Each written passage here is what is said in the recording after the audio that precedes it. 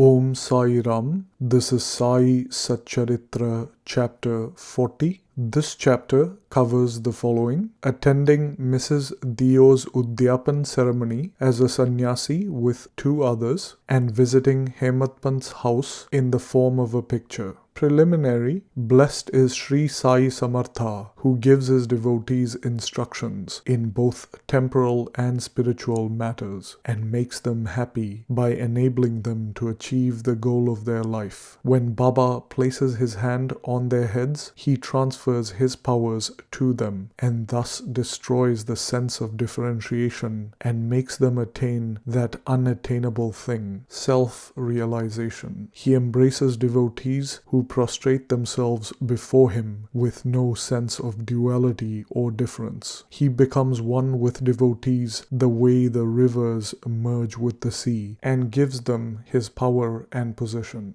Mrs.Deo's Udyapan ceremony. Mr.B.V.Deo was a Mamlatdar in Dahanu, a town in the Thana District. His mother had observed 25 or 30 different vows, and an Udyapan or concluding ceremony was to be performed. This ceremony included the feeding of about 200 Brahmins. Mr.Deo set a date for the ceremony and wrote a letter to Bapusaheb Jog asking him to request Sai Baba to attend the ceremony. He wrote that without Baba's attendance, the ceremony would not be duly completed. Bapusaheb Jog read Baba the letter. Baba carefully noted the pure-hearted invitation and said, "I always think of him who remembers me. I require no conveyance, carriage, train or aeroplane. I run and manifest myself to anyone who lovingly calls me. Write him a reply that the three of us, you, me and a third person, will attend." Mr.Jog informed Deo of what Baba said. The latter was very pleased, but he knew that Baba never went to any place except Rahata, Rui and Nimgaon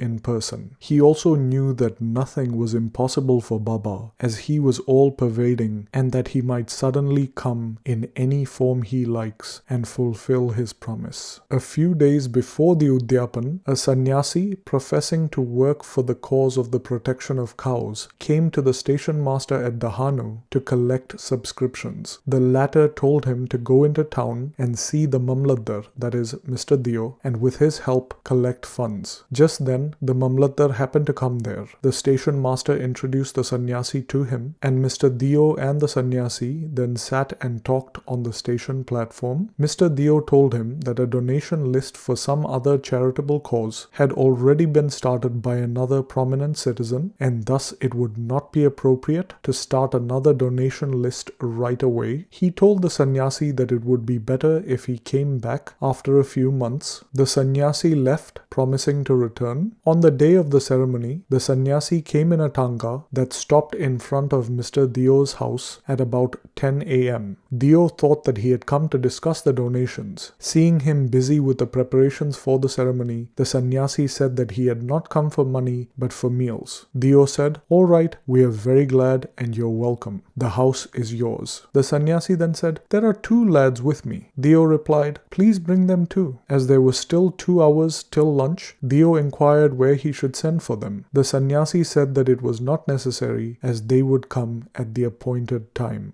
Deo asked him to come at noon. Exactly at noon, the trio arrived, had their meals, and left. After the ceremony was over, Deo wrote a letter to Bapusaheb Jog complaining of Baba's breach of promise. Jog went to Baba with the letter, but before it was opened, Baba spoke.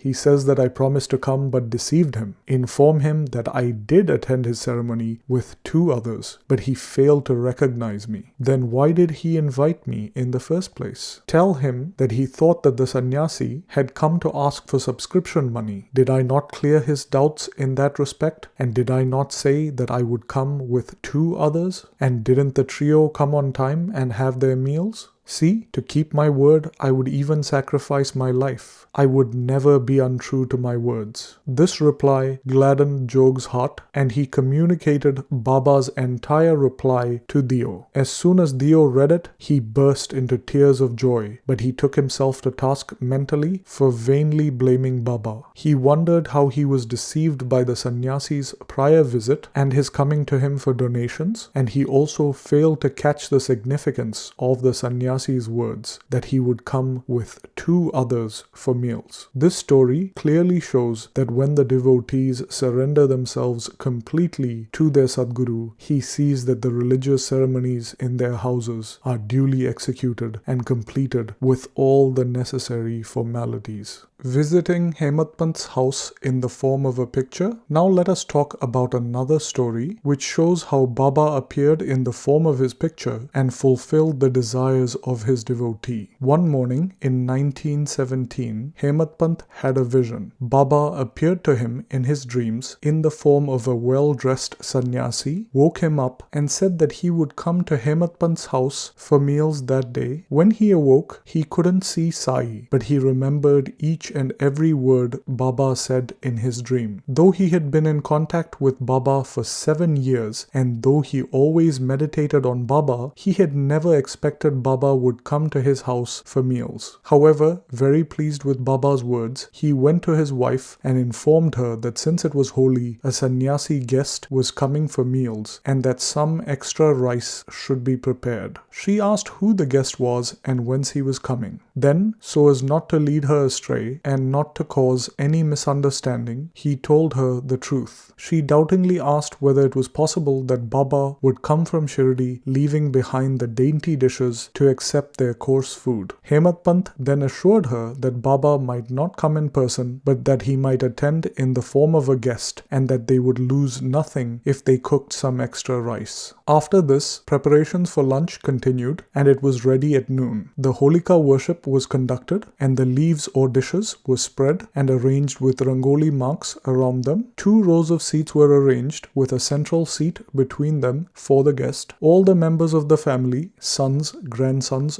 daughters, and sons-in-law came and occupied their proper seats, and the serving of the various dishes commenced. Everybody was waiting for the guest, but no one turned up, though it was past noon. Then the door was closed and chained. The Anna Shuddhi or ghee was served. This was a signal to start eating. A formal offering to the Vaishwadeva, that is fire, and Naivedya to Sri Krishna were also completed, and the family was about to begin eating, when they suddenly heard footsteps in the staircase. Hemadpant went immediately and opened the door and saw 2 men there, Ali Muhammad and Maulana Ishmu Mujawar. These 2 men, seeing that the whole family was about to begin eating, apologized to Hemadpant and requested him to excuse their interference. They said, "You left your seat and came running to us. Your family is waiting for you. So please take this, and we shall relate the wonderful tale about it later on, at your convenience." Saying this, Ali Muhammad took from under his armpit a packet wrapped in an old newspaper and placed it on the table. Hemadpant unwrapped the packet and saw, to his great wonder and surprise, a nice big picture of Sai Baba. Seeing it, he was moved, tears ran from his eyes, and hair stood on end all over his body, and he bent and placed his head at Baba's feet in the picture. He thought that Baba had blessed him by this Leela. Out of curiosity, he asked Ali Muhammad whence he got this picture. He said that he bought it from a shop and that he would give all the details about it sometime later, and wished that Hemadpant should go back and join his family as they were all waiting for him. Hemadpant thanked him, bade them goodbye, and returned to the dining hall. The picture was placed on the central seat reserved for the guest, and after the due offering of Naivedya, the whole family began eating. Seeing the beautiful form in the picture, everybody was extremely pleased and wondered how all this happened. This is how Sai Baba kept his word to Hemadpant. The story of the picture, with all its details, how Ali Muhammad bought it, and how he ended up giving it to Hemadpant, is reserved for the next chapter. Bow to Shri Sai, peace be to all. And this brings us to the end of Sai Satcharitra chapter 40.